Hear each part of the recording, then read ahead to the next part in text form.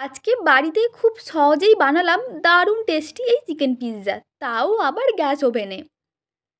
তো পিৎজা বানানোর জন্য এখানে নিয়েছি চিকেন। প্রথমে চিকেনটাকে ম্যারিনেট করব। তার জন্য দিলাম স্বাদমতো লবণ, লঙ্কার গুঁড়ো, আদা বাটা, রসুন বাটা, গোলমরিচের গুঁড়ো, চিলি ফ্লেক্স ও অরিগ্যানো।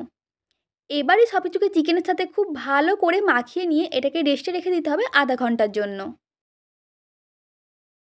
আধ ঘন্টা পর কড়াইতে একটু সাদা তেল গরম করে তার মধ্যে দিয়ে দেবো আগে থেকে ম্যারিনেট করে রাখা চিকেনগুলো। এবারে চিকেনটাকে হালকা ভাজা ভাজা করে নিতে হবে। তার জন্য গ্যাসের ফ্লেমটা লো টু মিডিয়ামের মধ্যে রেখে ঢাকনা চাপা দিয়ে দিয়ে এটা রান্না করে নেব। আর এটা রান্না হতে সময় লাগবে ওই 10 থেকে 15 মিনিটের মতো।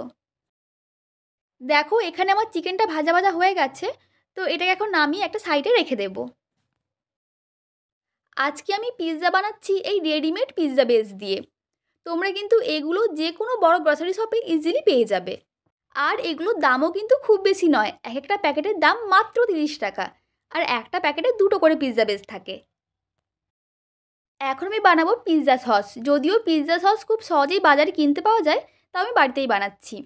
তো প্রথমে নিলাম টমেটো সস। এবার এর মধ্যে দেবো হাফ চামচের মতো ভিনিগার, হাফ চামচ সয়া সস, 3-4 কোয়া রসুন কুচি, হাফ চামচ গোলমরিচের গুঁড়ো, হাফ চামচ চিলি ফ্লেক্স, সামান্য একটু অরিগ্যানো, কালারের জন্য দিচ্ছি একটুখানি রেড চিলি পাউডার, আর সবশেষে দিলাম একটু সাদা তেল।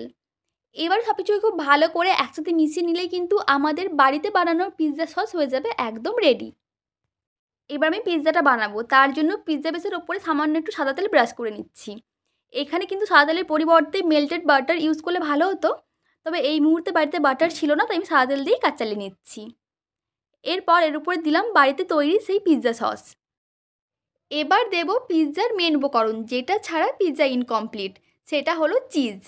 আর এই যে চিজগুলো দেখছো, এগুলো আমি বাড়িতেই বানিয়েছি। আমি এভাবে চিজ বানিয়ে কৌটোয় ভরে ফ্রিজে রেখে দিই, বেশ অনেক দিন পর্যন্ত ভালো থাকে। তো আমি এই চিজগুলোকে একটা গ্রেটারের সাহায্যে গ্রেট করে পিৎজার ওপরে দিয়ে দিচ্ছি। আর আমি কিভাবে বাড়িতে এই চিজ বানাই তা যদি তোমরা দেখতে চাও আমাকে অবশ্যই কমেন্ট করে জানিও। আমি তাহলে পরের ভিডিওতে তোমার সঙ্গে তা শেয়ার করে দেবো। এবার পালা পিৎজায় কিছু টপিংস অ্যাড করার। আর টপিংসের জন্য ব্যবহার করছি ক্যাপসিকাম, টমেটো আর পেঁয়াজ। এছাড়া চিকেন তো রয়েইছে। তো আমি সমস্ত টপিংসগুলো দিয়েই পিৎজাটা খুব সুন্দরভাবে সাজিয়ে নিলাম। এরপর ওপর দিয়ে আরও কিছুটা চিজ গ্রেট করে দিয়ে দিচ্ছি। পিৎজাতে যত বেশি চিজ দেওয়া হবে পিৎজার টেস্ট তত বেশি হবে। আর যেহেতু এটা বাড়িতে তৈরি চিজ, তাই তো আমি একদম মন খুলে চিজ দিয়েছি। তারপর এর ওপর দিয়ে আরও কিছু টপিংস অ্যাড করলাম, যেগুলো না করলেও চলতো, তাও করলাম। তো সবশেষে ওপর দিয়ে ছড়িয়ে দিলাম সামান্য একটু চিলি ফ্লেক্স আর অরিগ্যানো। তো এই যে আমাদের পিৎজা সাজানো কমপ্লিট। আর দেখো এটা এখনই কতটা সুন্দর লাগছে দেখতে। এবার আমি গ্যাসটা অন করে প্রথমেই এর ওপরে একটা লোহার তাওয়া বসালাম।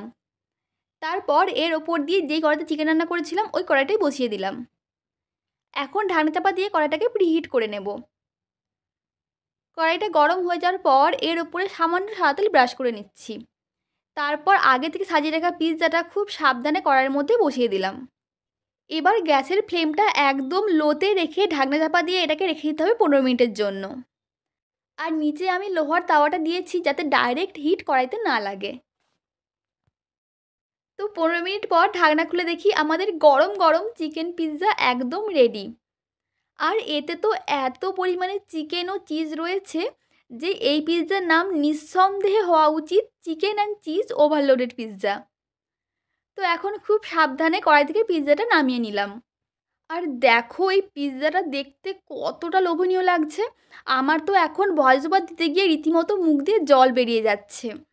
আর তোমরা যদি এরকম পিৎজা একবার বাড়িতে বানিয়ে খাও তাহলে আর কখনোই বাইরের পিৎজা খেতে চাইবে না, কারণ এটা এতটাই টেস্টি হয়েছে খেতে।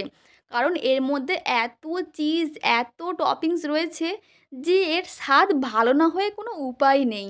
তো তোমরা কিন্তু একদিন বাড়িতে এটা অবশ্যই বানিও, আর তারপর আমার কমেন্টে জানিও যে তোমাদের কেমন লাগলো। তো আজকের ভিডিওটা এই পর্যন্তই। ভালো লাগলে লাইক করে দিও। তো টাটা, দেখা হচ্ছে নেক্সট ভিডিওতে।